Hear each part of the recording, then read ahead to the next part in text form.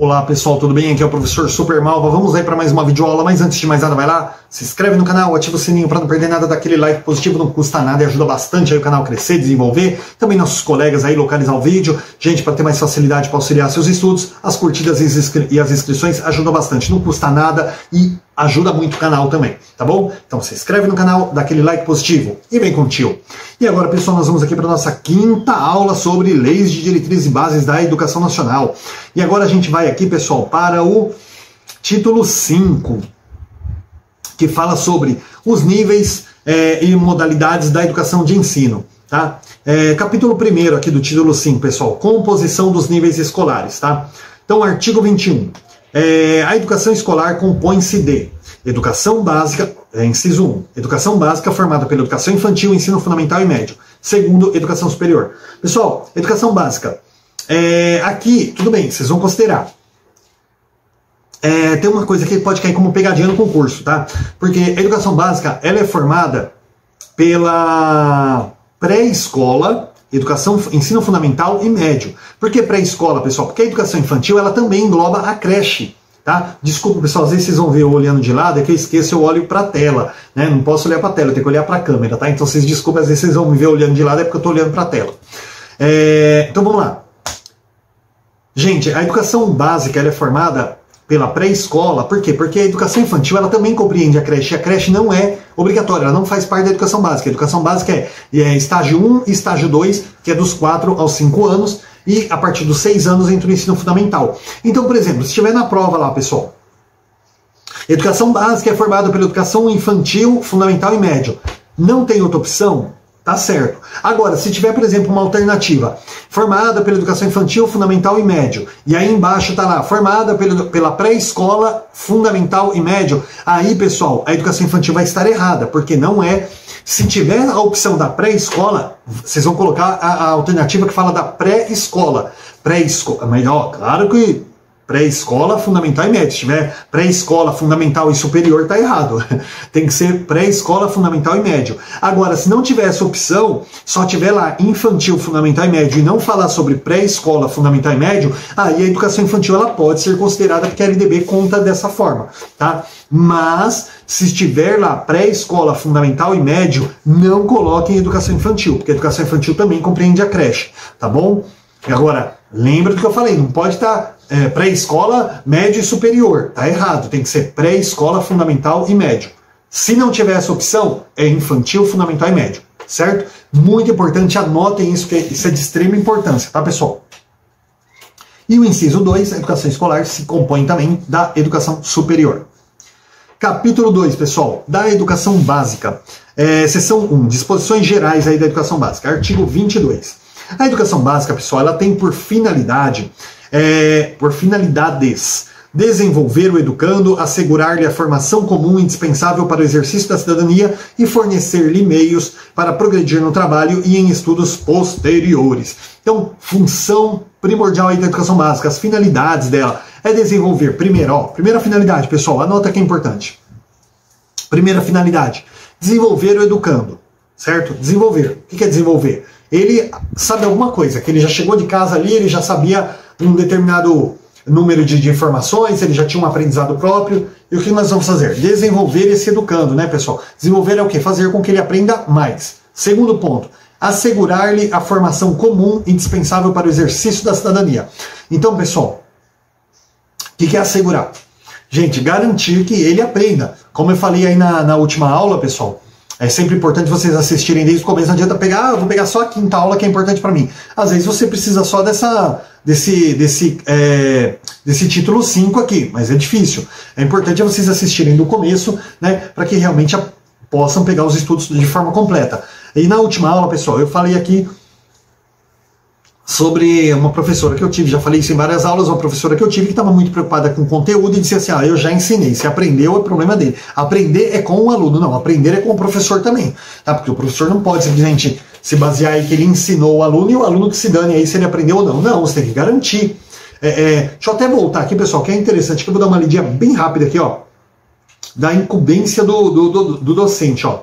Zelar pela aprendizagem do aluno, inciso 3, do artigo 13, que fala sobre a incumbência do docente, ó, inciso 3, zelar pela aprendizagem dos alunos, pessoal. Então o professor ele não pode só chegar e falar assim, eu ensinei, eles que aprendam se quiser. Não, você tem que garantir que o aluno aprenda. Então por isso que está escrito aqui, ó, assegurar a formação comum indispensável para o exercício da cidadania. Então você tem que assegurar que esse aluno aprenda, tá? Não é simplesmente você chegar e falar, eu já ensinei. Se você ensinou a lição número 1, e em 3 meses ele não aprendeu, você tem que insistir nelas. Também não pode chegar e falar, não, eu tenho 10 lições para ensinar no ano, eu não posso ficar perdendo tempo com esse aluno. Você não está perdendo tempo. Você está perdendo tempo se você entrar na sua sala de aula e querer passar suas 10 lições aí que você tem programado e não se importar se o aluno está aprendendo ou não. Tá? Sim, você não pode estar progredindo enquanto o aluno não aprender. Mas aí vai passar o ano. Gente, o importante é que o aluno aprenda, que ele desenvolva. É claro que é importante você apresentar aquele conteúdo, mas se você não conseguir apresentar tudo, você vai sempre por prioridade, você vai priorizar o que é mais importante ali na sua aula e vai começar a trabalhar a partir daquilo.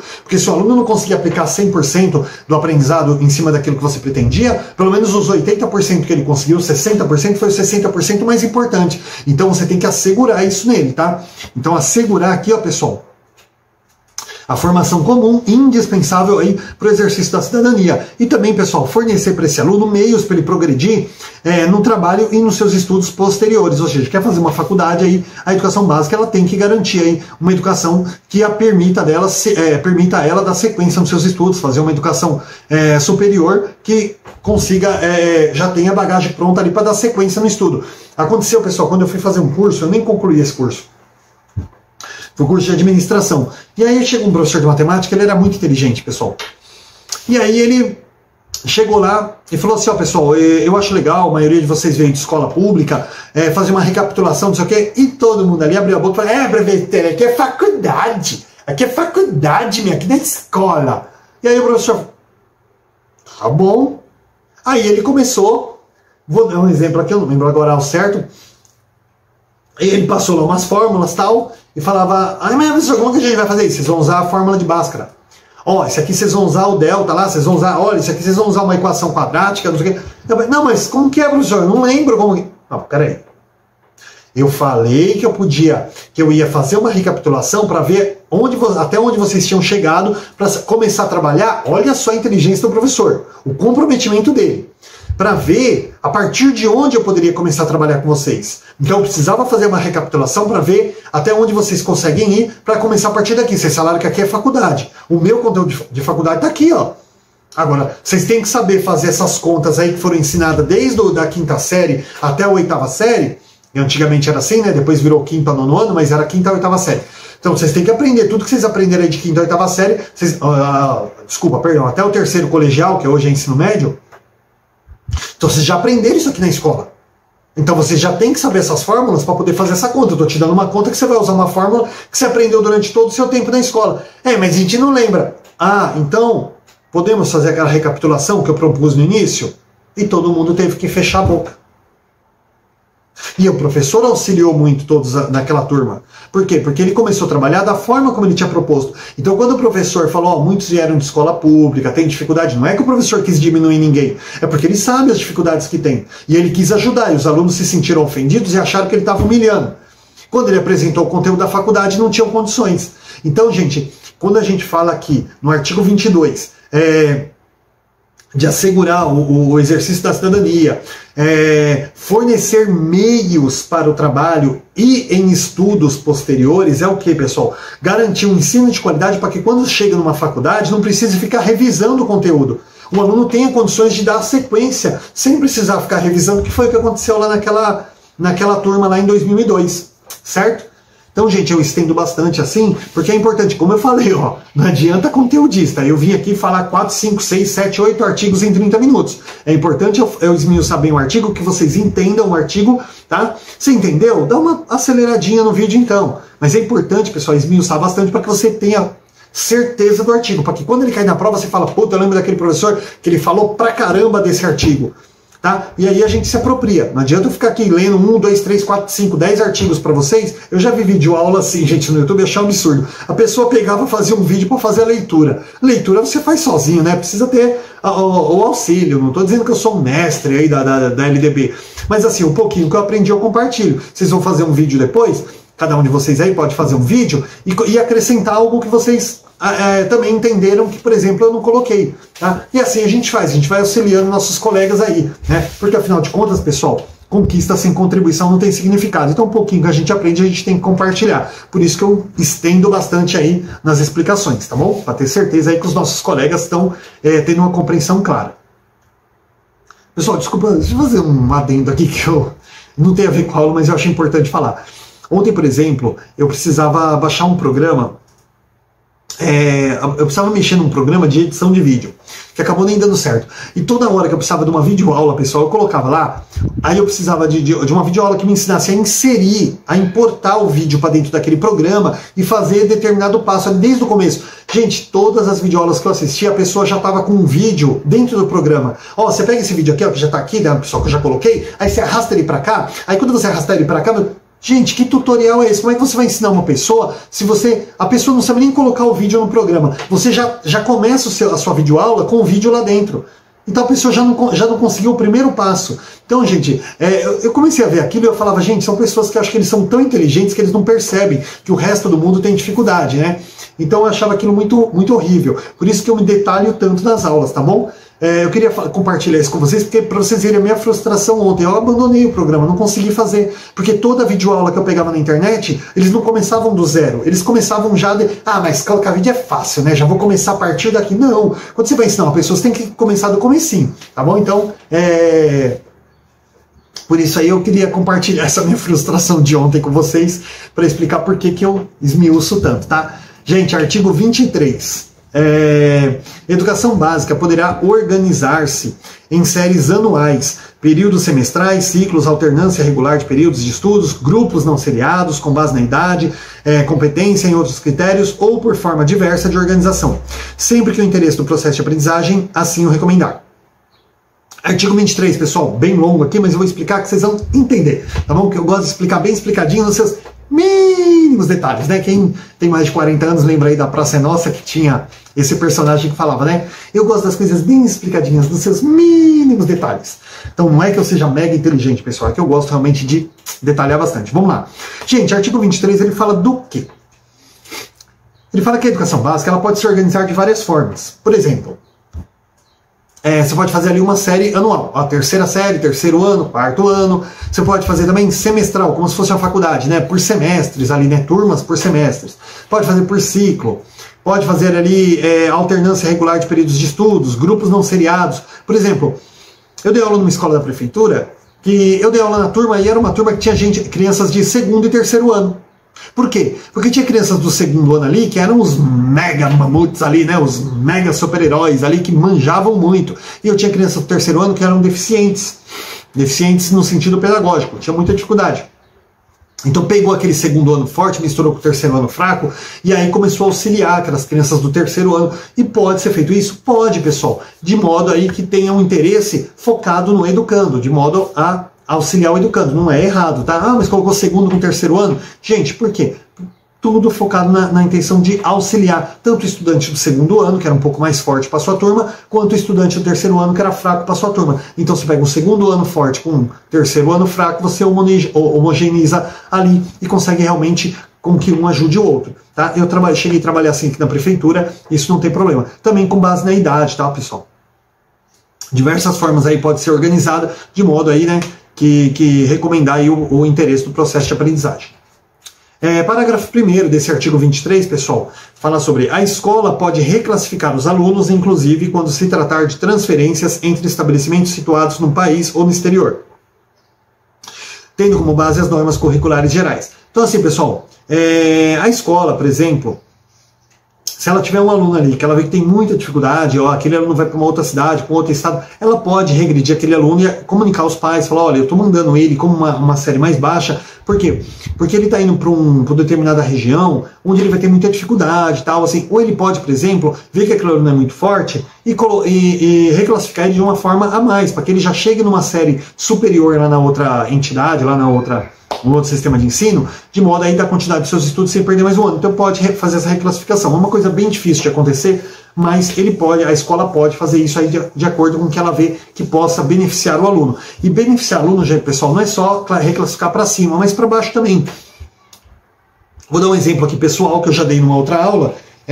Minha filha está com 12 anos e quando ela estava no estágio 2, ela podia ir para o primeiro ano.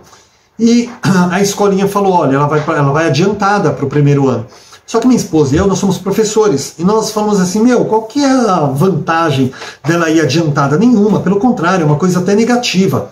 Porque a criança, ela não vai ter maturidade, todos os anos ela vai ter muita dificuldade aí em lidar com a questão da escola. Por quê? Porque todos os anos, pessoal, ela vai entrar adiantada e aí as outras crianças vão ter mais facilidade, vão ter mais aquela maturidade, aquela facilidade para lidar com as matérias, e a minha filha vai ter o quê? Ela vai ter dificuldade todos os anos na escola, porque todos os anos ela vai entrar adiantada. O que a gente fez? Pagou mais um ano de estágio 2 para ela. Ela acabou fazendo estágio 2 2 vezes. E aí, mas então ela entrou 6 meses atrasada? Aí vem a pergunta de $1 milhão, que a gente respondeu. Tanto minha esposa quanto eu respondemos, falamos assim, qual que é a vantagem da menina entrar na escola com...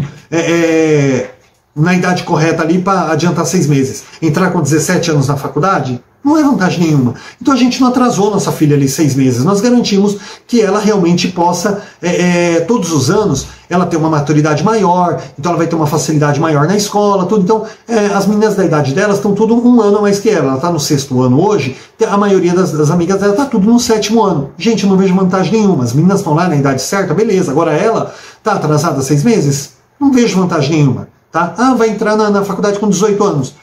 Gente, o importante é ela ter maturidade para acompanhar essa questão da escolar, tá bom? Então fica esse exemplo pessoal. Então às vezes você tem que conversar com os pais, fazê-los entender que às vezes reclassificando a criança para baixo, você não está diminuindo, fazendo a criança perder tempo, atrasando a criança, você está ajudando, porque vai ajudando ela na construção da maturidade dela para que ela possa dar conta daquele estudo. Não adianta você ficar adiantando criança e ela não dá conta. Ela vai terminar lá um 9º ano, vai terminar um 3º ano médio, sem condições de nada. Tem muitos alunos aí que chegam no 9º ano da educação básica sem saber ler. Sem saber ler. Por quê? Porque fica passando. Então, gente, muitas vezes você chega pro pai, conversa, pai, deixa ele mais um ano, vai ser bom para ele, mostrar que a escola tá ali para ajudar. Certo? A escola pode fazer isso. Gente, parágrafo 2 do artigo 23.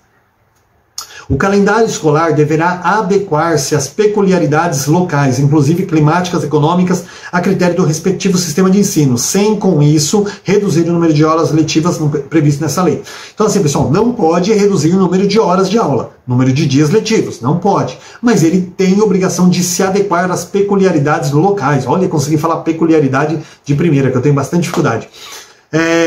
Por quê, pessoal? Principalmente questões climáticas, né? Então, assim, por exemplo, comunidades ribeirinhas aí, né? Que chegam em épocas de chuva, por exemplo, que o rio enche, acaba transbordando ali, eles têm que abandonar as casas, né? Porque a casa fica na beira do rio ali, as casas enchem, então tem que, às vezes, dar uma pausa nas aulas, não tem como ter aula, enche ali todo aquele bairro, então não tem como adequar, como fazer as coisas. Depois tem que retomar esses dias letivos aí para poder recuperar, mas às vezes ali 15, 20 dias, às vezes até um mês aí, tem que dar uma pausa nas aulas, suspender as aulas. Então o calendário escolar ele tem que se adequar a essas peculiaridades, tá? Não pode ter um calendário escolar rígido ali e falar, não, vocês têm que cumprir, pronto, acabou. Vai fazer o quê? Vai fazer as crianças botar um cilindro de gás aí e estudar debaixo de água, né? Cilindro de oxigênio e estudar debaixo d'água? Não dá, né? Então tem que se adequar a isso aí, tá bom? Ele deve se adequar, mas sem diminuir os dias letivos de aula. Artigo 24. A educação básica nos níveis fundamental e médio será organizada com as seguintes regras comuns. Primeiro, a carga mínima anual será de 800 horas para o ensino fundamental e para o ensino médio, distribuídas por um mínimo de 200 dias de efetivo trabalho escolar, excluído o tempo reservado aos exames finais, quando houver. Então, pessoal, primeiramente, educação básica, que engloba aí nível fundamental e médio, tem que ser organizado mediante algumas regras comuns, que a primeira é essa que a gente viu. Uma carga mínima anual de 800 horas divididas em 200 dias letivos. Não pode ter menos de 200 dias letivos, não pode ter menos de 800 horas, tá? Por quê? Porque você fala 800 horas, aí você fala, vamos fazer o seguinte, a gente começa dando 7 horas de aula por dia, vai acabar antes. Não, tem que cumprir. Então você vai ter que dividir as 800 horas pelos 200 dias letivos. Quantas horas vai dar por dia? 4 horas? 5 horas? 4 horas e meia? Né? Então tem que dividir certinho aí para que seja cumprido tanto a quantidade de horas quanto a quantidade de dias. Quando tem exames finais, pessoal, esses exames aí que são feitos não podem ser considerados como hora letiva. Isso aí tem que estar fora, tá bom? As horas do calendário escolar, os dias do calendário escolar tem que ser cumprido fora desses dias de exame. Dias de exame não pode. Tem uma semana de exame. Não, essa semana não conta, certo? E o inciso 2, a classificação em qualquer série ou etapa, exceto a primeira do ensino fundamental, pode ser feita. O que é exceto a primeira, pessoal? Primeira etapa do ensino fundamental é de 1º a 5º ano. Então, essa classificação em qualquer série ou etapa está falando do Fundamental 2, de 5º a 9º ano e também do ensino médio, tá? Então ela pode ser feita de que forma, pessoal? A partir do 5º ano, desculpa, pessoal, do 6º ano, não é do 5º ano. A partir do 6º ano. Ela pode ser feita por promoção para alunos que cursaram com aproveitamento a série ou fase anterior, na própria escola. A classificação ela também pode ser feita por transferência para candidatos procedentes de outras escolas. O C aqui, né? Independente de escolarização anterior, mediante avaliação feita pela escola, que define o grau de desenvolvimento e experiência do candidato e permita sua inscrição na série ou etapa adequada, conforme regulamentação do respectivo sistema de ensino. Então, pessoal, a classificação em qualquer série ou etapa, a partir do 6º ano até o 3º do ensino médio, ela pode ser feita por promoção do aluno, por transferência de candidatos ou independente da escolarização anterior. Se você de repente faz um teste com a criança ali e a criança ela demonstra ali um aprendizado, um nível que compensa, né, com a promoção dela ali, então você pode fazer essa classificação também, tá? Inciso 3º, pessoal, que fala sobre a carga mínima, né? Nos estabelecimentos que adotam a progressão regular por série, o regimento escolar ele pode admitir formas de progressão parcial, desde que preservada a sequência do currículo, observadas as normas do respectivo sistema de ensino. Então, assim, pessoal, os estabelecimentos que adotam aí a progressão regular por série, às vezes a criança ela não foi bem numa matéria, ela reprovou numa matéria, mas nas outras ela foi bem. Ela pode passar de ano naquelas matérias e na outra ela fazer a recuperação, refazer aquela matéria ali, tá? De modo a não ficar atrasado um ano inteiro aí só por conta de todas as matérias, por conta de 1, 2 matérias, tá bom? Inciso 4. Isso. Poderão organizar-se classes ou turmas com alunos de séries distintas, com níveis equivalentes de adiantamento na matéria, para o ensino de línguas estrangeiras, artes ou outros componentes curriculares. Então, inciso 4, pessoal, você pode, por exemplo, trabalhar com alunos de séries distintas, idades diferentes ali, para adiantamento de matéria. No caso de línguas, né, que é o inglês hoje, artes ou outros componentes curriculares, tá? As padrões não tem como. Inciso 5. A verificação do rendimento escolar observará os seguintes critérios. A. Avaliação contínua e cumulativa do desempenho do aluno com prevalência nos aspectos qualitativos sobre os quantitativos e dos resultados ao longo do período sobre os de eventuais provas finais. Então, pessoal, vamos lá. Avaliação contínua e cumulativa do desempenho do aluno. Gente, tem que sempre prevalecer nesse quesito aqui os aspectos qualitativos, ou seja, o aproveitamento do aluno, e não a quantidade de coisas. Por exemplo, eu fiz 5 avaliações, ele reprovou em 3. Tá, mas as 2 lá que ele passou, como foi o aproveitamento dele? Foi ótimo. Ele não foi bem na avaliação, mas ele faz a lição, ele participa da aula, ele faz as atividades de casa, ele é um aluno que ele procura conhecer, ele participa. Tá? Então é avaliação qualitativa e não quantitativa. B. Possibilidade, verificação do rendimento escolar, né, pessoal? Observará os seguintes critérios aí. B. Possibilidade de aceleração de estudos para alunos com atraso escolar. Tá? Então, possibilidade aí de acelerar o estudo aqueles alunos que têm já o atraso escolar, para que eles não atrasem mais ali na série regular. C. Possibilidade de avanço nos cursos e nas séries mediante verificação de aprendizado. Aquele aluno que tem facilidade, pessoal, que está vendo que ele está acima do pessoal ali, ele pode sim, né, fazer lá uma prova, fazer uma avaliação até oral ali, para ver se ele realmente tem uma capacidade avançada. Ele pode avançar aí, né, acelerar os seus estudos, para também que ele possa acompanhar uma turma mais avançada, como ele. Tá bom? Que ele não precise ficar ali acompanhando uma turma da qual ele está se destacando mais, tá? D. Aproveitamento de estudos concluído com êxito, tá? Então, verificação de rendimento escolar, tá, pessoal? Aproveitamento de estudos concluídos com êxito, que entra naquela questão que eu falei, né? Às vezes o aluno foi mal na prova, mas é um aluno que tem um histórico fantástico ali de participação, de aproveitamento na aula, não é porque, de repente, no dia da prova ele não estava muito bem de saúde ou algum problema pessoal em casa, né? Você vai classificar o aluno dessa forma. E, pessoal, obrigatoriedade de estudos de recuperação, de preferência paralelos ao período letivo, para os casos de baixo rendimento escolar, a serem disciplinados pelas instituições de ensino. Desculpa, pessoal, dá uma alongada no pescoço que está doendo. A serem disciplinados pelas instituições de ensino em seus rendimentos. Então, pessoal, é obrigatório os estudos de recuperação, de preferência no ano letivo que a criança está cursando. Então, assim, durante ali os estudos, você viu que ele tem dificuldade, precisou colocar de recuperação, coloque imediatamente, de preferência. Se não for possível, pessoal, no ano seguinte, aí, né, de repente, ao final do ano, a criança precisa de uma recuperação, você vai fazer no ano seguinte, mas de preferência tem que ser no ano letivo, tá? Pessoal, inciso 4º. Para a gente concluir, depois a gente dá continuidade no artigo 26, tá? Então, só para a gente poder concluir aqui. Inciso 4º. Opa, depois a gente vai dar sequência no artigo 25, né? Vamos lá, pessoal. Quarto não, inciso 6º, né? O controle de frequência fica a cargo da escola, conforme o disposto no seu regimento e nas normas do respectivo sistema de ensino, exigida a frequência mínima de 75% do total de horas letivas para aprovação. Então, pessoal, o controle de frequência é obrigação aí da escola, não é do professor, tá? O professor vai ali, faz a frequência e tal, e vai comunicar à escola, olha, tem aluno que está assim, ele vai lá dar a planilha e a escola que vai estar controlando isso junto à família, tá bom? Observando aí a frequência mínima de 75%. Tá bom? Ao menos que isso aí não dá para também, né, o aluno passar de ano. Inciso 7. Cabe a cada instituição de ensino expedir históricos escolares, declarações de conclusão de série, diplomas, certificados de conclusão de curso com as especificações cabíveis, tá? Então cabe a cada instituição expedir seus históricos, diplomas, tá? Declaração de conclusão, de transferência, qualquer que seja a coisa aí, é função da escola. Parágrafo 1º desse inciso 7. A carga horária mínima anual de que traz o inciso 1º do caput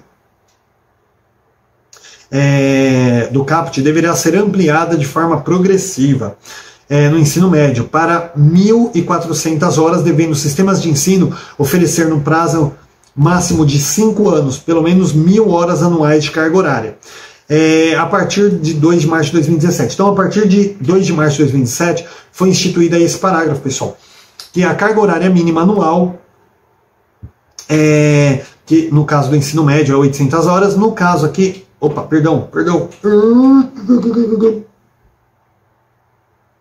para fundamental, né, desculpa, no caso do fundamental, que é 800 horas, no caso do médio, no ensino noturno regular, né,